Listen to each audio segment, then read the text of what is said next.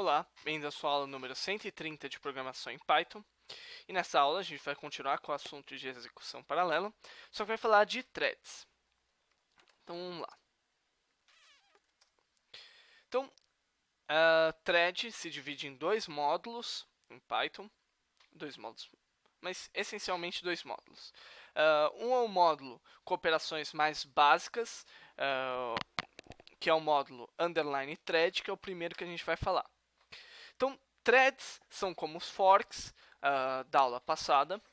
Entretanto, eles são usados para executar objetos em um mesmo processo. Então, eu estou executando paralelamente funções ou loops de determinados objetos, tudo dentro de um mesmo processo. O que vai garantir as threads, em comparação com forks, melhor performance, simplicidade, compartilhamento de memória, e compartilhamento de memória quer dizer que eu tenho acesso às mesmas variáveis do programa, eu não preciso passar elas como argumento na execução de um novo processo, e portabilidade, porque agora eu estou tratando de uma ferramenta que não é limitada a sistemas base Unix. Agora, threads também resultam em problemas. O uso de threads resulta em problemas. O principal deles é na hora de sincronizar operações. Então, por exemplo, eu vou e incremento uma variável. Para eu incrementar uma variável, vamos supor que essa variável esteja sendo acessada por várias e várias threads. Para incrementar uma variável, eu tenho que reservar ela para uma thread e ela vai ser incrementada. Agora, se várias e várias threads tentam pegar essa variável, vai começar a existir erros. Então, operações simples, como incrementar a variável, imprimir texto na tela, pode dar vários e vários problemas. Então, o que a gente vai ver? A gente vai ver à frente que por debaixo dos panos, de fato, apenas uma thread está sendo realmente executada pelo interpretador de Python. Então, o primeiro exemplinho que eu tenho aqui é o hello thread. E o hello thread ele faz o seguinte: ele importa o módulo thread com um underline na frente e ele possui duas funções. A primeira é a função py, que é a função principal do nosso programa. Ela cria uma variável i, que começa com o valor 0, e entra num bloco de while loop. E o que ele faz? Ele incrementa o valor de i, e ele pega o módulo thread e utiliza a função startNewThread, que significa começa nova thread. E aí ele coloca aqui o filho, que é a função ou objeto a ser inicializado, e aqui uma tupla contendo os argumentos necessários para inicializar essa função ou objeto. No caso, filho recebe um id da thread, por isso eu passo o valor i. E veja que é uma tupla de um único elemento. E depois eu espero o usuário digitar alguma coisa. Então, eu vi olá da thread 1, olá da thread 2, olá da thread 3, olá da thread 4 e assim por diante, o que significa que eu estou criando várias e várias threads. Eu não sei porque ele imprime tão rápido, mas vamos lá. Então, você deve ter notado que as threads elas retornam um valor imediato. E a gente tem que cada função é executada em uma thread a cada loop da função py. Agora, as threads não estão sendo executadas em paralelo, elas são executadas sequencialmente. Então, para entender o verdadeiro poder das threads, a gente tem que executar elas em paralelo, que foi o que você viu aqui, imprimindo 0000, 1111 e assim por diante. Então, o que ocorre? Eu tenho aqui um outro arquivo que se chama poder.py. E, novamente, eu importo um módulo thread com underline na frente, só que eu mudo o nome dele para simplesmente thread, e importo também o módulo time. Então, vou pular a função contador e passar por for loop. O for loop nada mais faz do que criar novas threads utilizando a função contador e passando a tuplas de argumento i e 5. I é o ID da thread e 5 é o valor do contador. Esse valor de contador vai ser percorrido por um for loop. E o que eu vou fazer? Eu vou dormir durante 1 segundo e depois eu vou imprimir uma mensagem, que é esse valor de i. E por fim, eu vou dormir durante 6 segundos e vou imprimir que eu estou saindo da thread principal. Então vamos ver a execução. Primeiro, a thread de número 4 imprimiu 0, a thread de número 3 imprimiu 0, de 2, 0, de 1, 0, de 0, 0. A thread de 3, 1, de 4, 1, de 2, 1, de 1, 1, de 0, 1, de 3, 2, blá, blá, blá, e assim por diante. E você viu na execução que foram impressas praticamente todas ao mesmo tempo, o que significa que cada uma das funções contador foi executado em paralelo com uma outra. E por fim, eu saio da thread principal. Veja que eu levaria 6 segundos para sair da thread principal e 5 segundos para executar cada função. Então foi cronometrado certinho a execução das threads com a saída da thread principal. Certo? Então, nesse caso, a gente tem a execução paralela dos programas. Entretanto, você viu aí que cada thread tinha um set de variáveis que era independente das demais. Agora, quando a gente tem threads que compartilham objetos, aí a gente já começa a ter complicações. Por quê? Porque para compartilhar objetos é aquilo que eu falei. Cada thread vai tentar fazer uma modificação no objeto, as threads talvez não consigam fazer todas as modificações ao mesmo tempo, e isso vai gerar um problema. Então, para compartilhar objetos, o melhor é travar cada um deles para que a thread possa usar e depois destravar cada um deles. O que isso significa?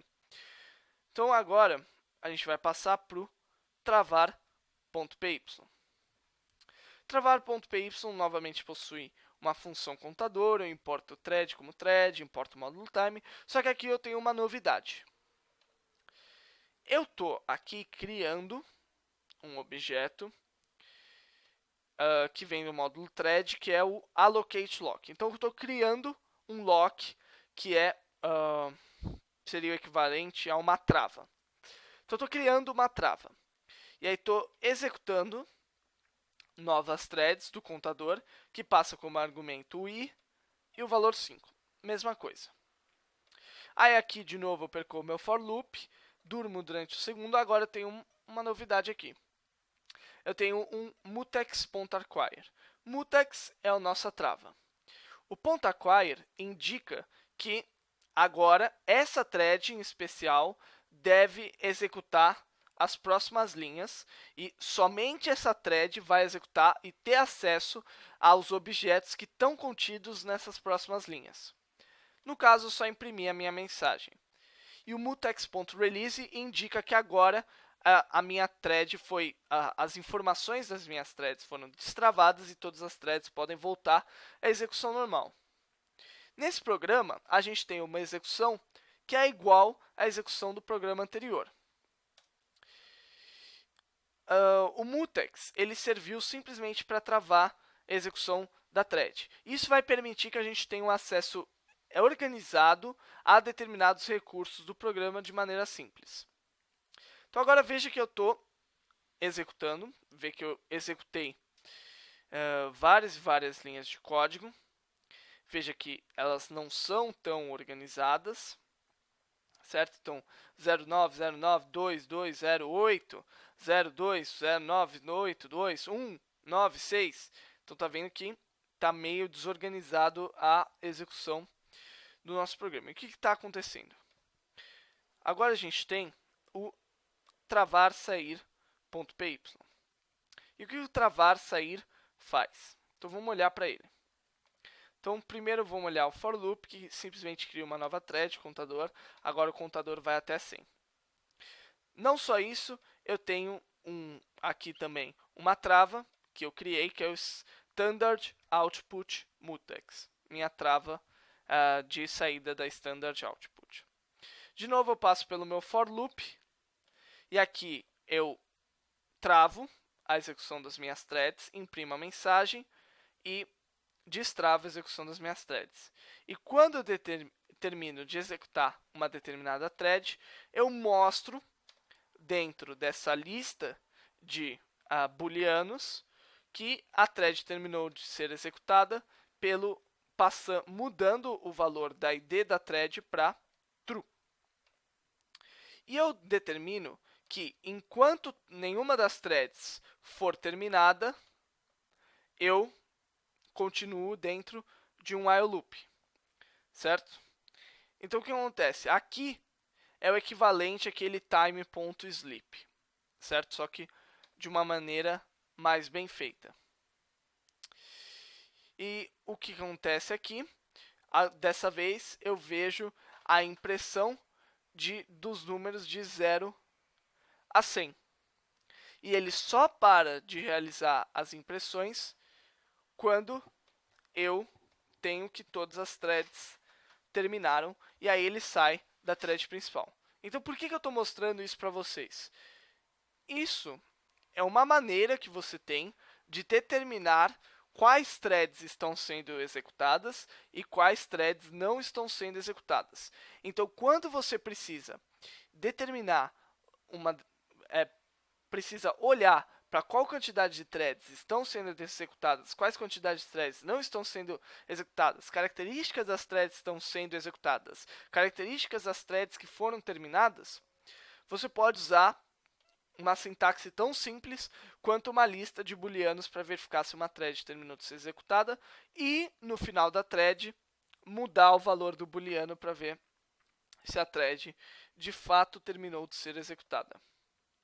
Então, por isso que o nome é travar-sair.py, porque eu estou mostrando para vocês como é que eu verifico a saída de uma determinada thread e, claro, eu só executo determinadas linhas depois da execução de todas as threads. Agora, o underline thread é um módulo que é de operações fundamentais, é de funções fundamentais. Ou seja, ele é um módulo, digamos, muito primitivo. Até por isso ele tem esse underline, indicando que é um módulo de operações primitivas. Quando você quer trabalhar com threads, em geral você usa o módulo threading. E o módulo threading, ele basicamente constrói objetos. Você já viu que foi uma mega execução aqui. Nem deu tempo de eu mostrar o que o módulo thread faz, mas enfim. E o módulo threading, ele implementa objetos baseados no módulo thread. Eu devia ter colocado o input embaixo de cada um desses statements, né? Fiz besteira, hein? Enfim. Então, o módulo threading, ele vai executar basicamente a mesma coisa que o módulo thread, só que vai basear essas execuções em objetos. Então, no caso, eu tenho o meu hello threading.py. E como funciona para você usar o módulo thread? Então, quase que sempre, se não 100% das vezes, você vai ter que criar uma thread, e essa thread vai ser filha do objeto thread. E o que você vai fazer? Você vai geralmente criar um construtor para sua thread. No caso, o meu construtor recebe um ID, um contador e um mutex. O mutex é simplesmente o objeto que eu uso para travar a execução do meu programa em determinada linha de código. Certo? E eu vou criar essas variáveis e vou utilizar o construtor na thread, no thread, que é a thread py, vamos dizer assim. Certo? Então, isso aqui é absolutamente necessário se você for montar o seu próprio construtor. A outra coisa que você precisa fazer é criar um método run. E a thread já possui um método run, só que você vai sobrescrever esse método run. E o que o seu método run vai fazer? O que você quiser. É aqui que sua thread vai executar, de fato, alguma linha de código. Certo? Então, no nosso exemplo, o que acontece? Então, vamos pular o método run. Primeiro, eu crio meu lock. E veja que eu uso thread.lock. Então, lock também é um objeto em threading. E eu crio uma lista de threads. E eu vou criar 10 threads. Cada thread que eu crio é uma thread minha, específica, que vai receber um ID i, um contador 100 e a minha trava. Depois, eu vou dar início à minha thread, thread.start, e isso aqui vem do thread, vem da classe PyThread. Não, você não precisa implementar, você pode implementar, mas não precisa. Isso é para criar as operações básicas para você poder rodar a sua thread. E você vai dar aqui, adicionar, no caso do nosso programa, eu estou adicionando essa thread à lista de threads. Notar que eu não chamei o método run, porque no start o método run é chamado. E aí, para cada uma das threads que eu estou percorrendo, eu vou chamar um thread.join, que eu já vou explicar o que ele faz. E por último, quando todas as threads estiverem terminadas, ele vai sair da thread principal, que é isso que você vê aqui. Primeira coisa que você deve ter notado é que a execução foi a milhão. Então, threading mais rápido do que thread em geral, certo? Então, é preferível você usar o threading. O uso do módulo thread aqui foi para recursos didáticos. E o que a gente faz no nosso run? A gente vai percorrer cada um de 0 até o valor do contador que foi passado. E o que é esse withself.mutex? Withself.mutex é o equivalente a você colocar aquelas duas linhas do mutex.acquire e mutex.release. Aí eu uso esse withself.mutex e o que está dentro do withself.mutex é o que eu vou executar travadinho. Então, travei a execução das outras threads e isso aqui eu quero executar de maneira que só essa thread tem acesso a esses dados. E os dados que eu estou acessando, aqui parece, eu não falei isso, mas parece que a gente não está acessando nada. Mas, de fato, o que a gente está acessando são o sys standard output. Então, a saída principal está sendo acessada por uma única thread por vez. Então, uma única thread imprime valores no terminal por vez. E aí eu vou imprimindo até completar 100. Ok? Agora, o que o thread.join faz? Então, vou entrar aqui no Python. Vou dar import threading. Eu vou colocar A como sendo threading.thread. Espero que não tenha escrito nada errado. E vou dar aqui um help em a.join. Então, o que o join faz? Basicamente, espera até a thread terminar. Certo? Simples assim. Então, o que ele faz exatamente? Cada bloco que está chamando a thread, ele vai chamar a thread enquanto ela não estiver terminada. Agora, você deve ter notado, então, dá um quit aqui, um exit aqui, que ele não executou só o 4, depois só o 3, depois só o 9, ele executou todos, ele executou em paralelos. Então, esse thread.join, ele vai verificar thread a thread, e ele vai finalizar a thread, certo? Então, quando a thread terminar, ele vai ficar nesse join até a thread terminar. Então, ele vai ficar parado no join até a thread terminar. Quando a thread termina, ele sai do join. E aí, por isso, ele passa para o próximo for loop, para o próximo for loop, para o próximo for loop. Então, aqui, para mostrar para vocês isso, eu vou dar aqui print executando a thread. E aí o que a gente vai ver? Python 3, hello threading.py.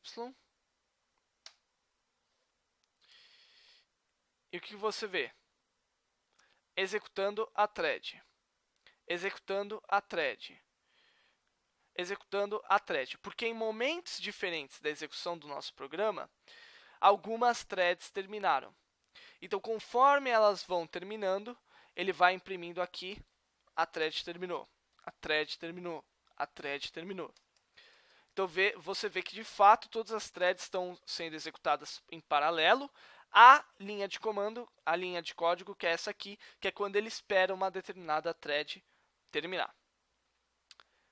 Então, é isso. Isso aqui é threading, é super útil se você quiser criar a execução paralela de determinados objetos ou de determinadas linhas de código aqui, ok?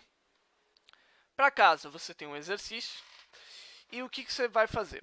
Então, existe um arquivo txt com múltiplas linhas, que é esse num.txt, na pasta do Dropbox, e você vai escrever um objeto thread baseado no módulo threading, que vai conseguir acessar uma linha específica do arquivo e lê-lo até um certo ponto, de forma a obter os números contidos dentro do arquivo da maneira mais... aqui não é de maneira mais rápida, mas os números contidos dentro do arquivo, não necessariamente da maneira mais rápida. Okay? Então, o que é importante falar aqui? É que cada thread vai ler uma determinada quantidade de linhas. Então, você vai dividir a tarefa de ler um arquivo gigantesco. Esse arquivo, se não me engano, tem 1 milhão de linhas. Então, você vai dividir entre as threads, cada uma vai ler 100 mil linhas. Você poderia criar mais threads, e aí cada thread ia ler 10 mil linhas, cada thread ia ler 1000 linhas, cada thread ia ler 100 linhas, cada thread ia ler 10 linhas. E aí você vai pegar e vai dividir a tarefa de ler as linhas entre as threads. E você pode ir mudando o número das threads como você quiser e vai vendo como que isso impacta na velocidade da leitura do seu programa. Então, o tempo de execução dele. Então, o que é melhor? Ter várias threads, ter menos threads? Qual o número de threads que torna o programa mais eficiente possível?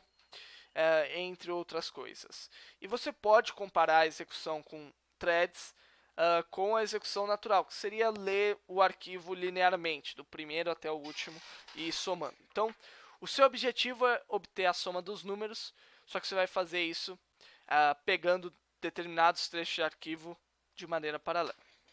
Ok? Então, é isso, pessoal. Essa foi a aula de hoje. Espero vocês na próxima aula.